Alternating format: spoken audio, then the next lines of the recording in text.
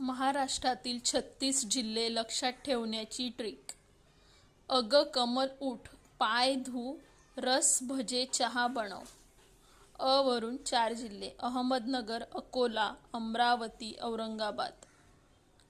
ग वरून 2 जिल्हे: गोंदिया, गडचिरोली. क कोल्हापूर. म मुंबई शहर, मुंबई उपनगर. ल लातूर.